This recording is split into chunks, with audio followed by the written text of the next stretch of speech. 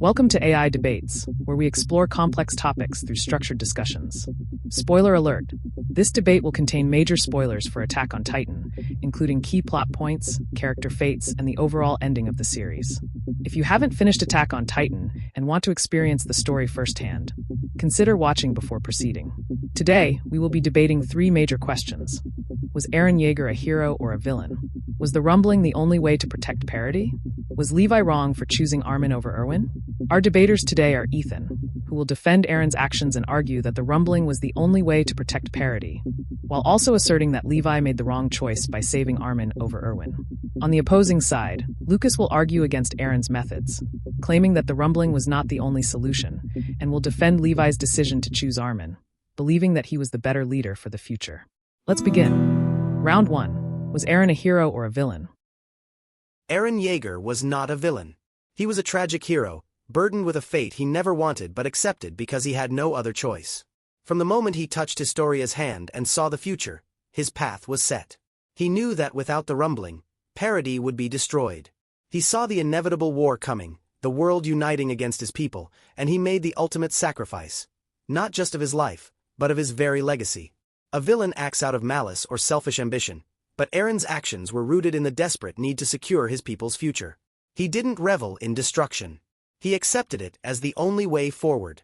That is the very definition of a tragic hero, someone who becomes the monster the world fears, not because they want to, but because they have to. No hero wipes out 80% of humanity, Ethan.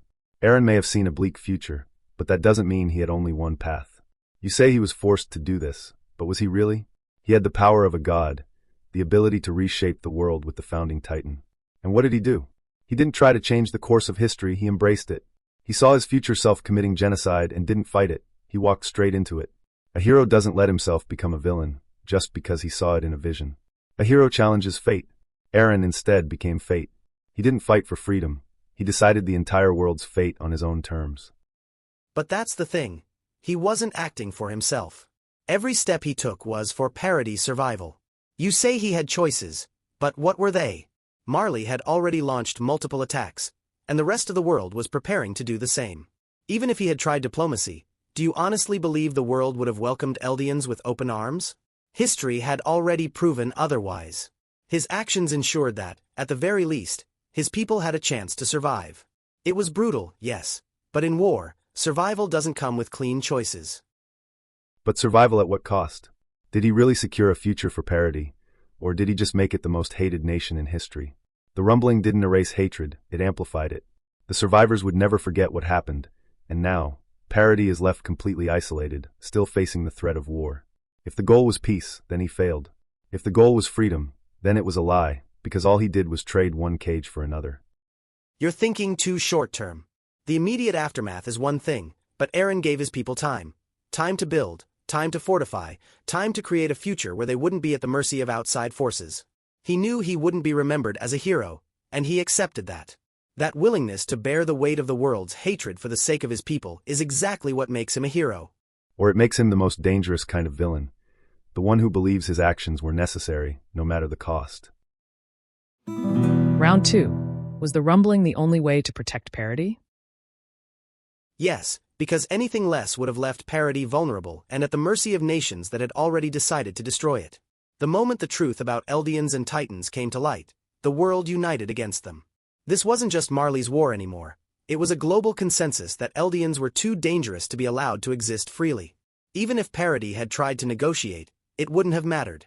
We saw how the world immediately responded to the idea of peace, with threats, military expansion, and plans for total annihilation. People say Eren could have used a limited rumbling, only wiping out the military forces instead of entire civilizations, but that wouldn't have worked. If he had left even a fraction of the world's population with the ability to rebuild, they would have come back stronger. The hatred against Eldians wasn't logical. It was deeply ingrained through generations of propaganda and fear. A smaller attack wouldn't have changed that. The only way to permanently secure Paradis was to remove the threat entirely, leaving them as the dominant force in the world with no immediate enemies left to retaliate. And yet, despite wiping out 80% of humanity, the threat still wasn't eliminated. If the goal of the rumbling was to secure lasting peace for Paradis, then it failed. Even after Eren's actions, war was still a possibility. The remaining 20% of humanity would never forget what happened, and that resentment would fuel the next conflict. If anything, the rumbling made Paradis even more of a target, ensuring that whatever civilizations rose from the ashes would see them as the greatest enemy in history. That's why the idea that the rumbling was the only way is false, because it didn't even achieve its intended goal. A partial rumbling, a more targeted use of power, could have established deterrence without wiping out the entire world. Paradis didn't need to become the villain of history, it just needed to prove that attacking them was suicide. Eren didn't have to commit genocide to achieve that.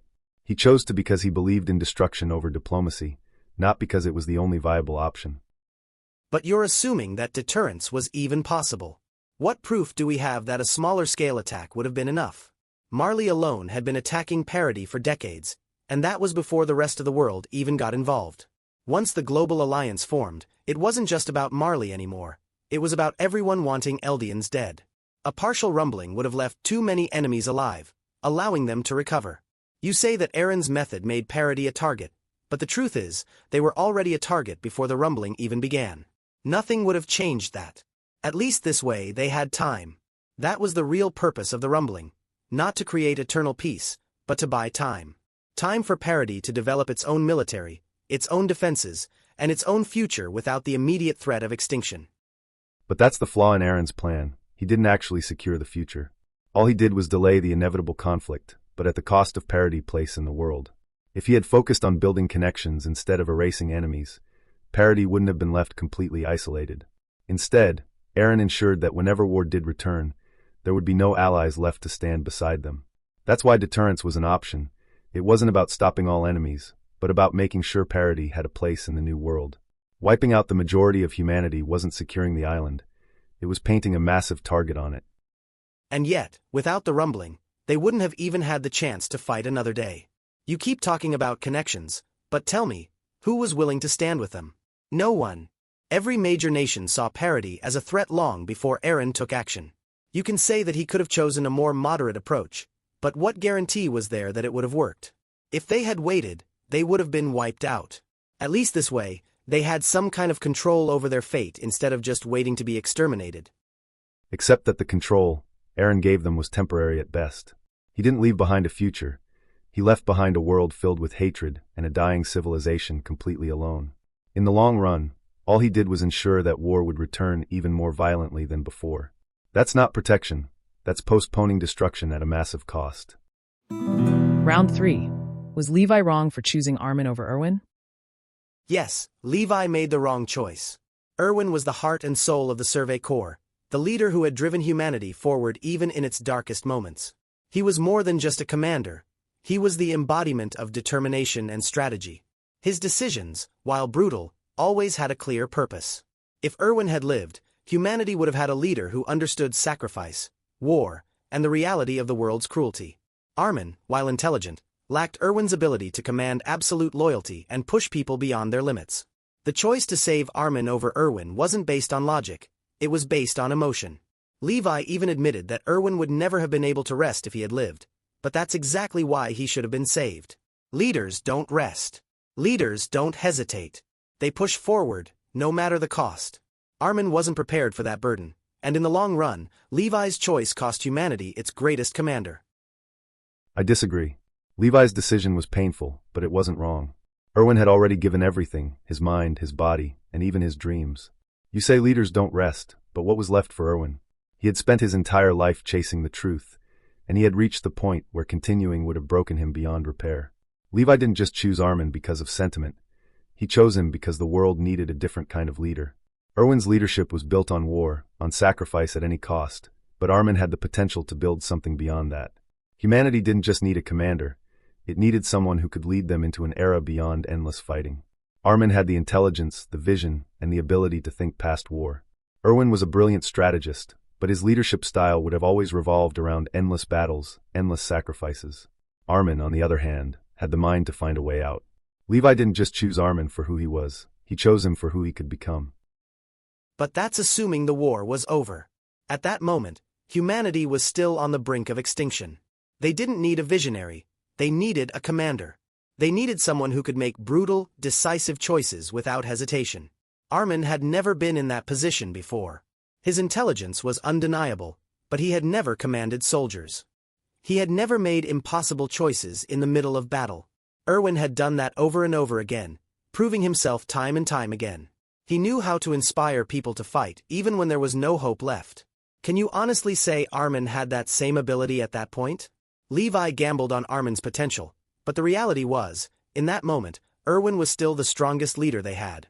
Keeping him alive would have given humanity its best chance at survival. But that's exactly why Levi made the right choice. Erwin had given too much. You say he could have kept fighting, but would he have been the same leader? Look at what he had endured. Years of leading people to their deaths, of making unthinkable sacrifices. He wasn't just physically broken, he was mentally exhausted. In his final moments, he let go of the dream that had driven him forward his entire life. That wasn't just because of the serum, it was because he was ready to die. Levi saw that. He knew that saving Erwin would mean forcing him back into an existence of endless sacrifice, one that he no longer had the will to endure. Armin, on the other hand, still had room to grow. He still had hope. Levi's choice wasn't about immediate strength, it was about giving the world a future. But hope doesn't win wars. Strength does.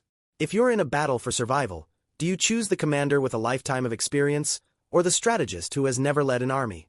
Armin had vision, but vision isn't enough if you don't have the ability to push people past their breaking point the way Erwin could. You say Erwin had nothing left to give, but I disagree.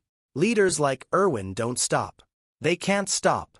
If he had been saved, he would have found the strength to keep moving forward. That's the kind of leader you need when everything is on the line. Levi made the decision out of compassion, but in war, compassion is a luxury they couldn't afford. But war isn't just about winning battles, it's about finding a way to stop them. That's what Armin understood better than Erwin. Yes, Erwin was the better leader for war, but Armin was the better leader for what came after. Levi didn't just think about the next battle, he thought about the future. And in that future, Armin's mind, his ability to analyze and seek peace, was worth more than Erwin's experience in war. Erwin had already shaped history. Armin had the chance to change it. Was Levi's decision to save Armin over Erwin a mistake? Was Erwin's experience and ability to command worth more than Armin's vision and potential? Or did Levi make the right call, choosing a future beyond war rather than continuing the cycle of sacrifice? What do you think?